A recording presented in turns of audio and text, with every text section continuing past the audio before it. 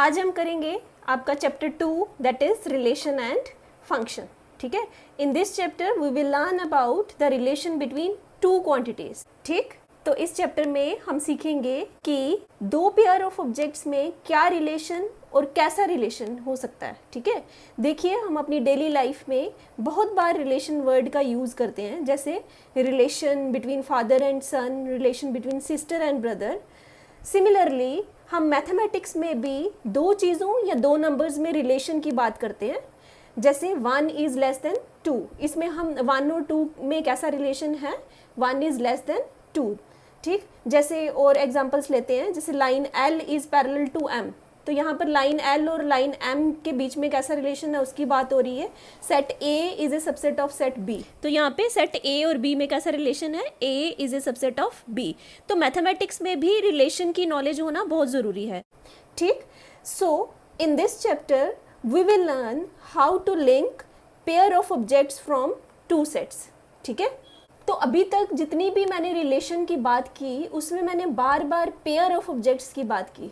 ठीक, तो रिलेशन समझने से पहले ये समझना पड़ेगा कि ऑर्डर पेयर्स क्या होते हैं। ठीक है, तो ऑर्डर्ड पेयर्स क्या होते हैं, इसकी डेफिनेशन क्या है, pair of elements that occur in particular order.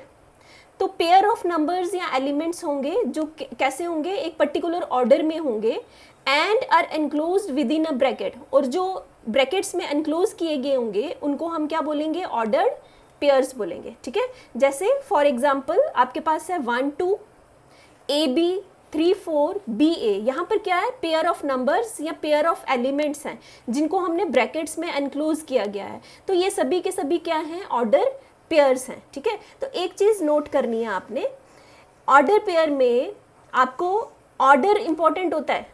ठीक है, ऑर्डर पेयर में ऑर्डर इंपॉर्टेंट होता है, वो मतलब क्या कि कौन सा नंबर कौन से ऑर्डर पे है वो इंपॉर्टेंट है। जैसे फॉर एग्जांपल आपके पास AB और BA दो डिफरेंट ऑर्डर पेयर्स हैं, ये सेम नहीं है, एलिमेंट्स तो सेम है, यहाँ पर भी AB है यहाँ पर भी AB है, लेकिन इनका ऑर्डर डिफरेंट होने की वजह से, ऑर्डर डिफरेंट मीन्स यहाँ पर पहले A है लेकिन यहाँ पर पहले B है, यहाँ पर दूसरे नंबर पर B है, यहाँ पर दूसरे नंबर पर A है, तो इन दोनों एलिमेंट्स का ऑर्डर डिफरेंट है। ठीक है, इसलिए ये दोनों ऑर्डर पेयर्स आपके क्या हैं, डिफरेंट ऑर्डर पेयर्स हैं, ये सेम नहीं हैं। समझ में आ गया? चलिए, अब कुछ चीज़ें हैं जो आपको नोट रखनी है ऑर्डर पेयर में, आप याद रखेंगे। तो सबसे पहली चीज़ क्या है, आपका पहला पॉइंट है, in an order pair AB, in an order pair AB A is called as first component. ठीक है, A को हम क्या बोलेंगे, फर्स्ट कंपोनेंट बोलेंगे, and B is called as second component of order pair, second component of order pairs.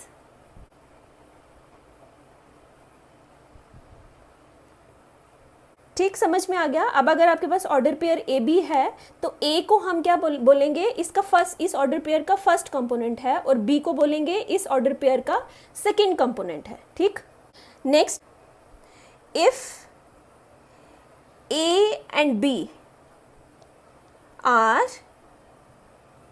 Two elements,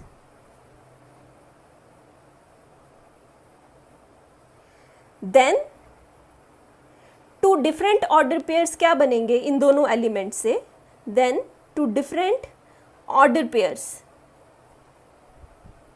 are, कौन कौन से होंगे, दो डिफरेंट ऑर्डर पेयर बनाने हैं इन दोनों एलिमेंट्स को लेके। एक ऑर्डर पेयर आपका AB बन जाएगा एंड दूसरा ऑर्डर पेयर आपका क्या बन जाएगा, BA। ठीक, नेक्स्ट,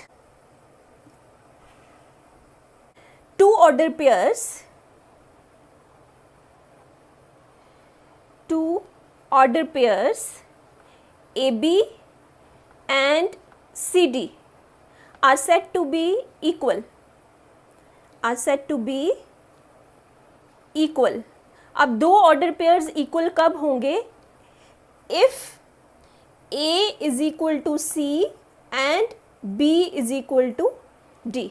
अब ए बी और सी डी दोनों इक्वल कब होंगे? जब इनका पहला कंपोनेंट ए और सी दोनों इक्वल होंगे और दूसरा कंपोनेंट बी और डी ये दोनों भी इक्वल होंगे, तो हम बोलेंगे दो ऑर्डर पेयर्स इक्वल है।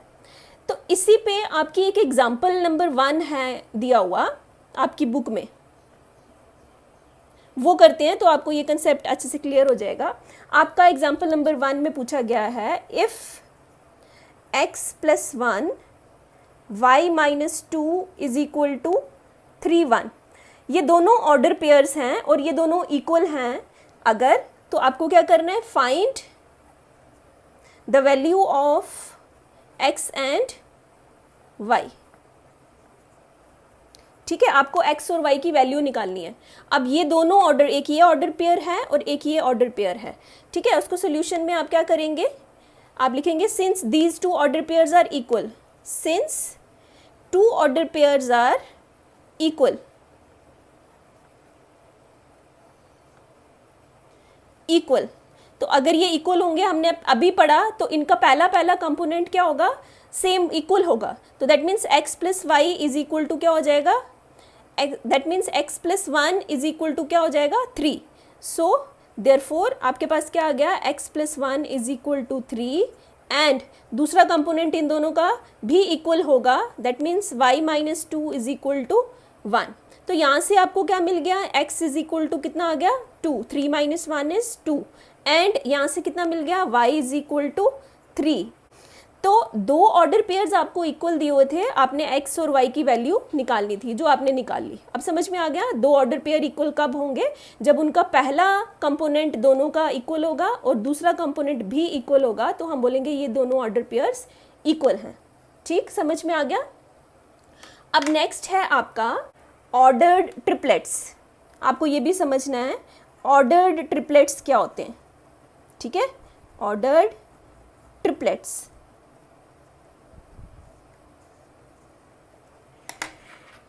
तो ordered triplet is a ordered triplet is a list of 3 elements, list of 3 elements or numbers। ठीक है, 3 numbers or elements written in specific order। ठीक है, तो सिमिलरली ऑर्डर्ड पेयर की तरह ऑर्डर्ड ट्रिपलेट भी होते हैं। वहाँ पर पेयर में, ऑर्डर्ड पेयर में 2 नंबर्स या एलिमेंट्स होते हैं। ऑर्डर्ड ट्रिपलेट्स में 3 नंबर या 3 एलिमेंट्स होंगे। ठीक है, जैसे एग्जांपल लेते हैं, आपके पास नंबर है 1, 2 एंड 3। अब आपको बोले कोई इनके जितने भी पॉसिबल ट्रिपलेट्स बनते हैं वो आपने बनाने हैं। ठीक है, तो आप कैसे बनाएंगे? वो क्या आएगा? 1 2 3, 1 3 2, 2 1 3, 2 3 1, 3 1 2, 3 2 1। तो ये सारे के सारे पॉसिबल ट्रिपलेट्स बन गए किन नंबर से? 3 नंबर से। टोटल कितने बन गए आपके पास? 6 ट्रिपलेट्स बन गए। ठीक है, तो ट्रिपलेट्स आपको समझ में आना चाहिए जिसमें 3 नंबर्स या 3 एलिमेंट्स को एनक्लोज किया गया हो ब्रैकेट्स में। और ऑर्डर पेयर्स में क्या होगा?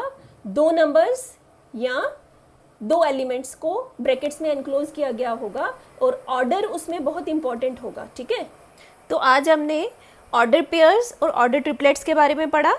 नेक्स्ट वीडियो में हम पढ़ेंगे कार्टेशियन प्रोडक्ट ऑफ 2 सेट्स।